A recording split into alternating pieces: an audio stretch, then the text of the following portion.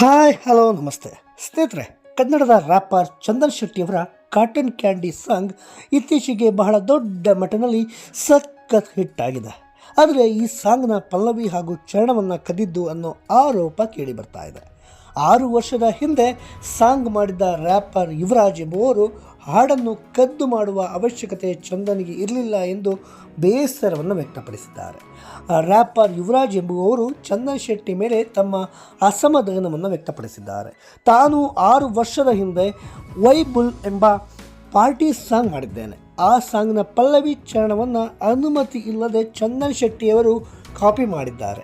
ಚಂದನ್ ಕೇಳಿದರೆ ನಾನೇ ನನ್ನ ಟ್ಯೂನ್ ಕೊಡ್ತಾ ಇದ್ದೆ ಅಂತ ರ್ಯಾಪರ್ ಯುವರಾಜ್ ತಿಳಿಸಿದ್ದಾರೆ.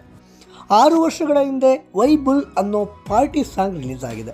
ಅದರ ಫಸ್ಟ್ ಪಲ್ಲವಿ ಸೆಕೆಂಡ್ ಚರಣವನ್ನು ಚಂದನ್ ಶೆಟ್ಟಿ ಕಾಪಿ ಮಾಡಿದ್ದಾರೆ.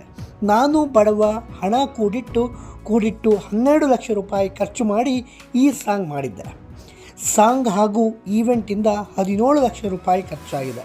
ಕಾಟನ್ ಕ್ಯಾಂಡಿ ಸಾಂಗ್ನಲ್ಲಿ ನನ್ನ ಸಾಂಗ್ ಟ್ಯೂನ್ ಅಷ್ಟೇ ಅಲ್ಲ, ಇನ್ನೊಬ್ಬರ BGM ಕೂಡ ಚಂದನ್ ಶೆಟ್ಟಿ ಕದ್ದಿದ್ದಾರೆ. ಚಂದನ್ ಶೆಟ್ಟಿ ಅವರಿಗೂ ವೈಬುಲ್ ಹಾಡು ಚೆನ್ನಾಗಿ ಗೊತ್ತಿದೆ. ಇಷ್ಟಾದರೂ ಟ್ಯೂನ್ ಕದ್ದಿರುವುದರ ಬಗ್ಗೆ ಇಲ್ಲಿಯವರೆಗೂ ಅವರು ಮಾತನಾಡಿಲ್ಲ. ಚಂದನ್ ಶೆಟ್ಟಿ ನನಗೆ ಮೊದಲಿನಿಂದಲೂ ಪರಿಚಯ.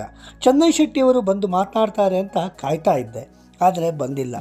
ಮುಂದೆ ಕಾಪಿ ರೈಟ್ಸ್ ಹಾಕ್ತೀವಿ, ನೀವು ಬೆಳೆದಿದ್ದೀರಾ, ನಮ್ಮನ್ನು ಬೆಳೆಯೋಕ್ಕೆ ಬಿಡಿ ಅಂತ ಯುವರಾಜ್ ಚಂದನ್ ಶೆಟ್ಟಿ ಮೇಲೆ ಆರೋಪವನ್ನು ಮಾಡಿದ್ದಾರೆ.